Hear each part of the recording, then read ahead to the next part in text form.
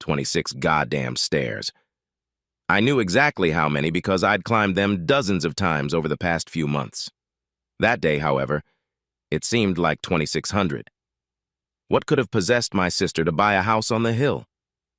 With my head down, I felt the heavy touch of each step reverberate in my body as I struggled to rise on legs that no longer had any zest left in them. While my tired body begged for relief, my brain was on overdrive, involuntarily going from one thought to the next, unwilling to shut down. All I wanted was some peace, but I was once again denied even that simple pleasure. I had been working non-stop for the past 3 days, and the effects of it were starting to take their toll. Exhausted, I collapsed into a cushioned chair on my sister's patio. Forget about dinner. I'd lost my appetite yesterday after finally making arrangements for her service at St. Paul's. I remembered thinking about the cold beer in the fridge. Too tired. Maybe later. I closed my eyes and prayed that when I opened them, the last couple months would turn out to be nothing more than a nightmare. No such luck. There wasn't much left to do after the funeral. All the important tasks were behind me. At least when Mom and Dad died, Beth was there to help me. This time there was no one to help. The message from my ex-wife came as a surprise, considering how I ended the conversation.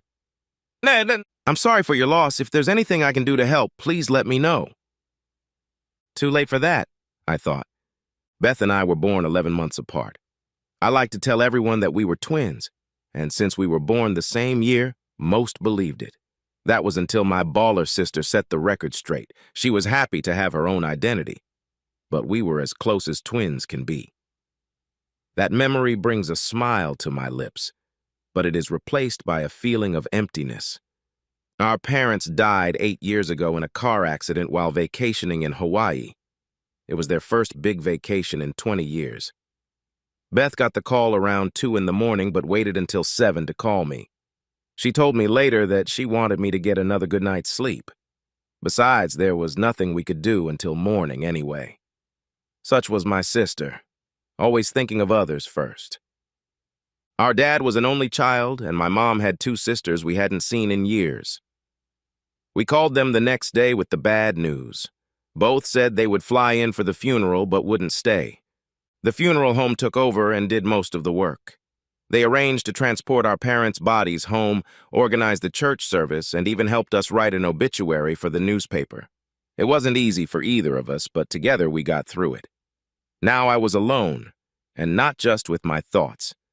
Every time I saw Beth's picture on my cell phone, it made my heart feel a little lighter. Hey, sis, I know I should have answered you yesterday, but Mandy and I stayed up late at the marriage counselor's office and then went out to dinner to talk further. It might work out in the end, I purred, happy for the first time in a long time. She fell silent. Beth, are you still there? Yes, I'm still here. I'm happy for you two, I really am. Another pause. Steve, I seem to have a little problem. I need a favor from you. I hadn't heard her sound this serious since she and David broke up 4 years ago. What's the matter? Did you lose your license again? What's it cost to get your ass out this time? Beth had to be the worst driver on the planet. It's a little more serious this time. She fell silent again, and I thought I heard a muffled cry. Beth, what's the matter? Steve, I have ovarian cancer, she whispered. In 1 millisecond, my life changed forever. How is that possible? You're only 33 years old. No one knows exactly why. All I know is that I'm in that damn unlucky 7% group and I have to take care of it. I found out about it a week ago and I was scheduled for surgery on Monday. I'd really like my big brother to be here if at all possible. Let me take care of some things, pack a bag and be there by noon tomorrow. Why didn't you call me sooner? I didn't want to worry you. Besides, the doctor said it would be a walk in the park. He's done hundreds of these surgeries before and said my prognosis is pretty favorable. I just wish I had you with me, that's all. It wasn't until after the surgery that I realized my sister had greatly downplayed the seriousness of her condition. A walk in the park. The cancer was stronger than she realized. The surgeon ended up removing much more than he had originally planned. I'm confident we've removed everything. However, your sister will need 2 or more rounds of chemotherapy to make sure we destroy any remaining cancer cells. Beth has a long and difficult recovery ahead of her, but she is young and fighting. This will help. Like my sister, I can't say the doctor intentionally lied to me that morning. Months later, though, I remembered that he never looked me in the eye. I should have known. I lived 3 hours away from Beth, but I traveled back and forth every weekend to help out. Steve, you don't have to come every weekend. You have your own life, don't you? Besides, I don't want you shopping for me anymore. A red-headed wig? Really? I look like I should be selling my ass on a street corner when I put it on. She put the wig on and struck a pose. We both laughed. It felt good. Over the next 6 months, 2 things happened. My sister's condition worsened and my marriage broke up. Steve, I know this is going to sound cruel, but how can we work on our marriage if you're never around? Mandy was right. It sounded harsh, and it turned me away from what was left of our marriage. I ended up choosing my sister over my wife. The last 2 months had been hard. I became an almost permanent guest at Beth's house. I had accrued 3 weeks of vacation and 10 days of sick leave. I would come in every 3rd day after work, stay overnight, and leave by 10 o'clock the next morning to be back at work by 1 o'clock. It made the days terribly long. Her neighbors were a godsend. They cooked her meals, and someone always slept in her house when I couldn't be there. Thanks to all of us, Beth was getting the best care a person could ever have. You do realize I can't do this, right? Asked Beth. The solemn question still hung in the air after it came off her lips. All I'm doing is putting off the inevitable, and we both know it, she said in a voice just above a whisper. There you go again, talking nonsense. Don't you know there's no way in the world I'm going to let you give up?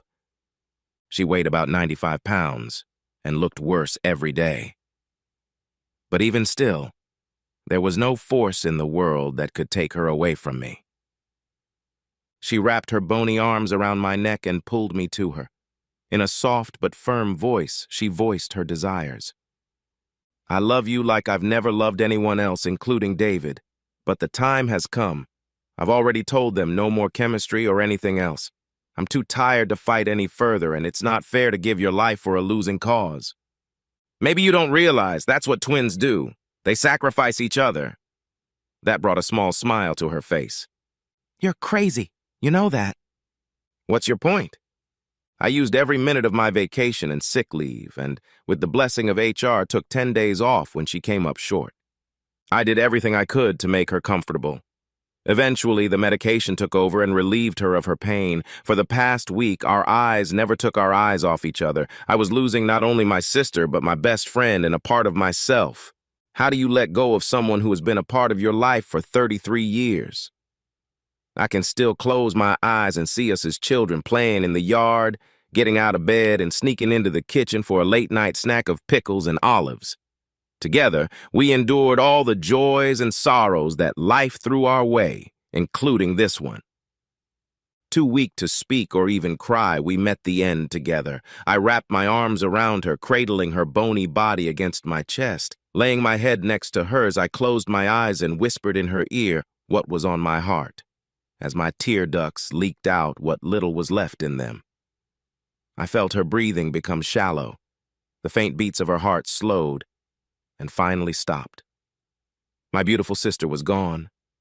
Her funeral service was small and intimate. I was comforted by the fact that she was now with our parents.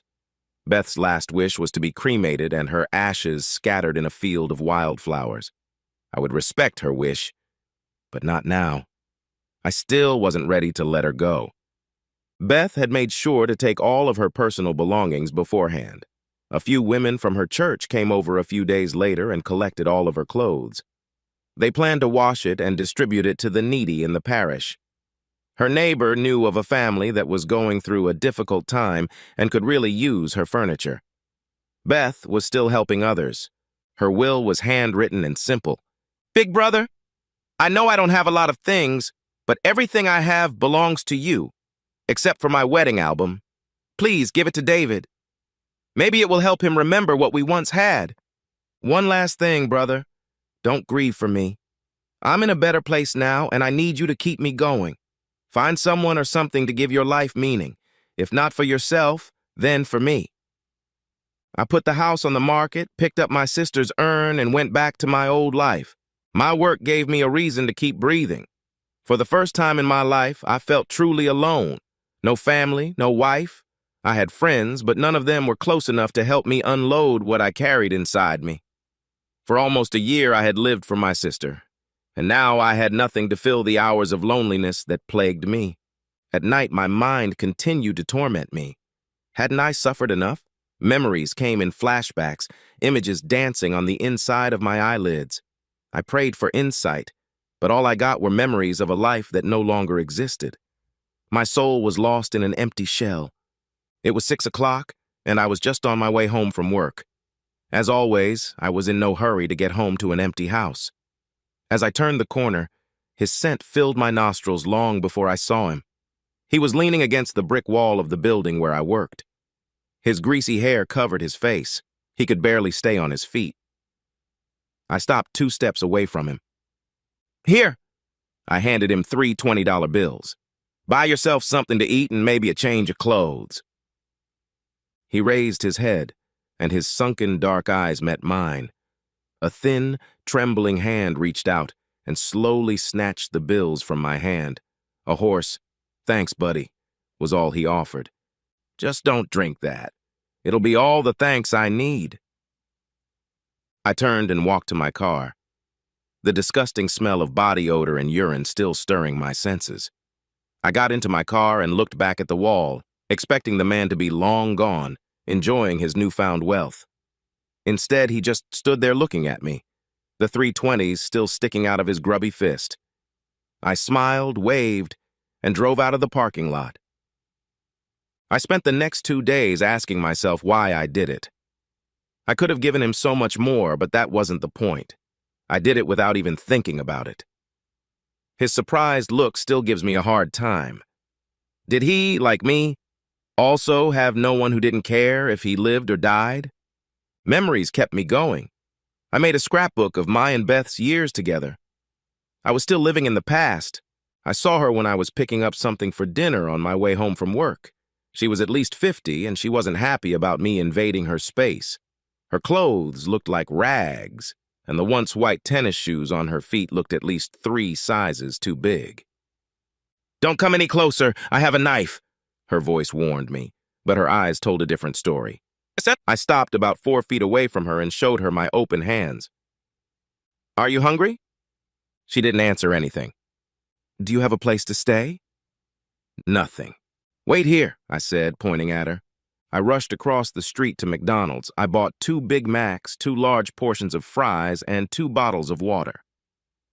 I held out the bag of food to her. She snatched it up, stepped back, looked inside, and then looked at me again. "At least I'll know you'll have something in your stomach today." I pulled 2 20s out of my wallet and told her to get a pair of matching shoes. She looked at the money but didn't budge. I took a step closer and held my hand out a little farther. We stood there looking at each other. Finally, she took the money, perhaps fearing that if she waited any longer, I would take it away. I took a step back, which seemed to diffuse the tension between us.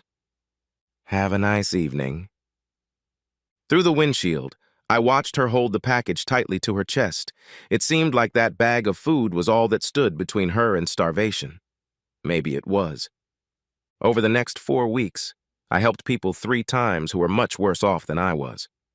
In the end, we were both left with something more than when we first met. I spotted her in an alley not far from where I worked. I heard her deep cough echoing off the walls between buildings and watched in horror as she spat out a mouthful of blood onto the ground at her feet. She ran away from me the first 3 times I tried to approach her. Each time I opened my mouth to speak, all I saw was the back of the dirty coat she was wearing heading down the alley away from me. Saturday's confrontation took the better part of an hour.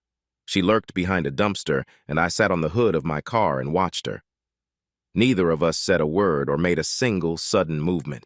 Her eyes moved back and forth from me to the small blue suitcase and white bag from the drugstore that lay on the ground between us. "What do you want from me?" asked a thin voice from the alley. "Nothing.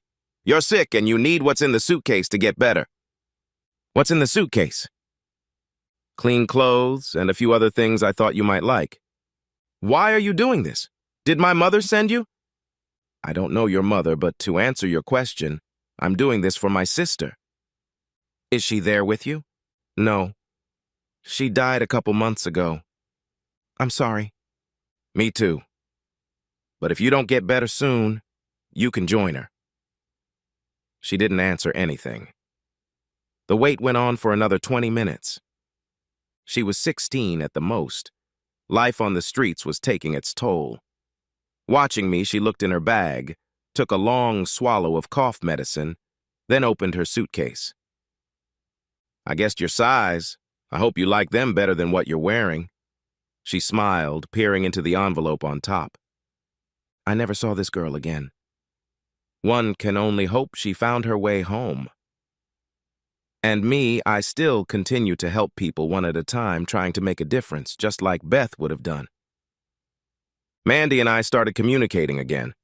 I emailed her and called her a week later.